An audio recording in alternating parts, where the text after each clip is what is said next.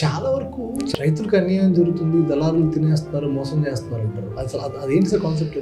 Sir అది ఒక way of థింగ్లో ఆలోచిస్తే కరెక్టే ఉంటుంది. కానీ మామూలు జరిగే విషయం ఏంటంటే గవర్నమెంట్ ధాన్యం కొనేటప్పుడు వాళ్ళ నామ్స్ ఉంటాయి, వాళ్ళకి ఇంత తేమ శాతం వాళ్ళని కంపల్సరీ ఉంటుంది. రైతు ఏం చేస్తాడు, పండిస్తాడు, 3 నెలలు కష్టపడి పండిస్తాడు. సరుకును ఆరబెట్టడానికి అతని దగ్గర స్థలం ఉండదు, ప్లేసెస్ ఉండదు. ఒక 10 ఎకరాలు వేస్తాడండి, ఎకరానికి 4 బస్తాలు అంటే దాదాపు 400 బస్తాయి అవుతాయి. పండిస్తాడు, అయిపోద్ది. దాన్ని ఆరబెట్టే ప్రయత్నం రైతు దగ్గర ఉండదు, ప్లేస్ ఆఫ్ సోర్సెస్ ఉండదు. ప్లస్ సరుకు కూడా ఒకేసారి వచ్చుద్ది అందరి దగ్గరికి, పంట అనేది అందరికీ పండుద్ది. మోటా ప్రాబ్లం కానీ, హమాలి ప్రాబ్లమ్స్ కానీ, క్లైమేట్ ప్రాబ్లం కానీ, వాతావరణం కానీ అనుకూలించాలి. మనం పండించగానే పండంబట్టే కాదుగా, ఆ టైంలో ఆటోమేటిక్ కొన్ని ఇబ్బందులు జరుగుతుంటాయి. రైతు ఆరబెట్టలేక అమ్మేస్తాడు, దానివల్ల అట్లా జరుగుతుంది. ఆరబెట్టుకోలేని రైతు వాళ్ళకి ఎలాగా అంటే గవర్నమెంట్ సపోర్ట్ కానీ లేకపోతే మిగతా వాళ్ళ సపోర్ట్ కానీ ఉండదు.